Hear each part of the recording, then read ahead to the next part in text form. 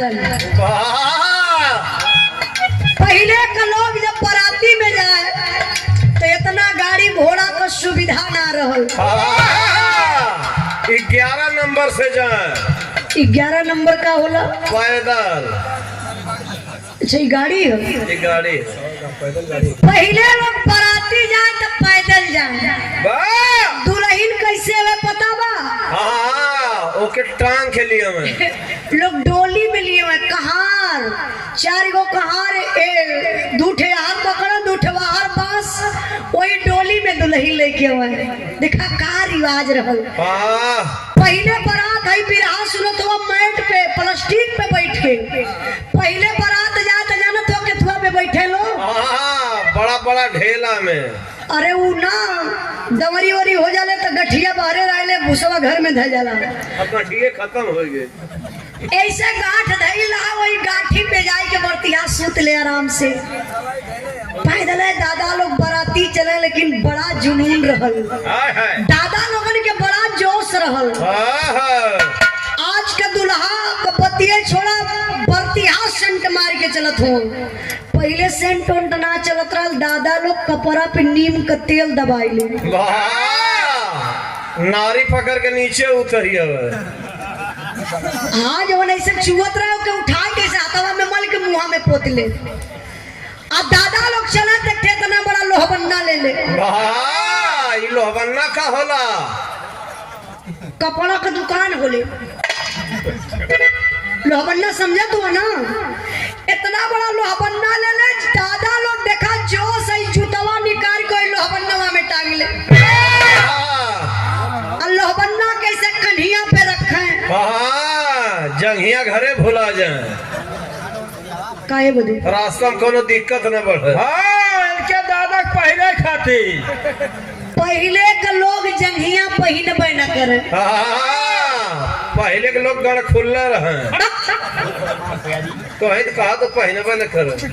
अरे भैया जंघिया ना पहिने। पहले के लोग निगोटा पहिने भगही पहिने। आधा खोलल रहा आधा ढकल रहा। जौन भी डिजाइन रहल हो। अच्छा दादा लोग जब बराती चले तो जानत हो अपन सरहद पार कैले तो जहाँ देख ले मेहरारू रारू लाल पियर पहले रहे घास उस करत रहा ना सुबहिया में। आज भी गांव में मेहरारू घास करेली तो घसिया करत देखा तो कहाँ देखा बा ढकेले भैया। बड़ी गजब गजब है हो। बड़ी लाल पियर पहले है वो तो नहीं चलता मर्दे। ऑनलाइन क्या लोहबन्ना खड़ा खेल जाए यानी लाल लिया जा कुछ देखा दादा लोग। आ दादा लोग जब इतनी बतिया भी बस कर चाहिए अब वो ले जा दीदा। अब इतनी बात जब दादा लोग बतियावा तो पहले कम में हररुओ कम ना रहे।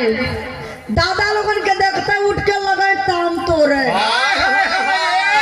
जान ले भी कारे कसम खाई के बोला तू की कला है। तो पहले बुढ़ऊ लोग मेहरारू कहत रहे कहाँ देखबी बौरही ई कौनो गांव से बराती जाती हो ओई बुढ़वा से पगलाइल हुआ का। अरे बाप रे बप्पा इतने में दादा लोग ने धोती उठा के शुरू कर दे। का शुरू करे? मास्टर साहब तो बतावा पुराना आदमी सही कर। अभी बच गए ना तो इनके ठोकत हो। का लोग शुरू करे कुछ पता? बतावा बतावा। कहाँ है देख। क्या देख? वो गोलका गोलका हो। ओ अब इनका भी समझ लिया आप लोग ना समझला। पहले का पुरनिया लोग बतावे कि पहले दुकड़ी का नाच चले। अब वो नाच का रिवाज खत्म। ओकर बाजा कैसे राजानत हुआ।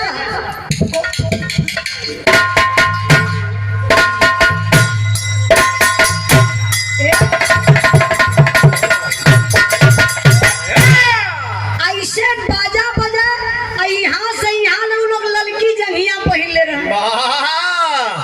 वही जंघिया में गोल गोल घुंघरू लगल है। एक विषान खूब लंबा के रहा उस्ताद रहा। दादा लोग ऐसा धोतिया पर हटाई ले। धोतिया हटा के जाना तो कहाँ ले करे?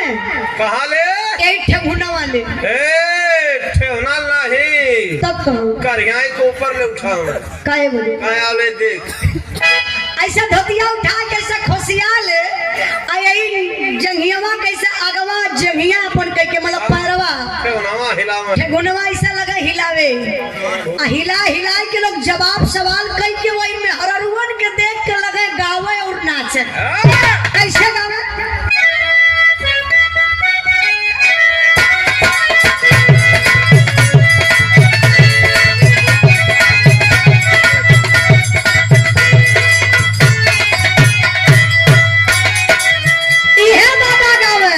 सवाल रहे का है भुट्टुक बाजा बाजे लायर के कलैया नाचे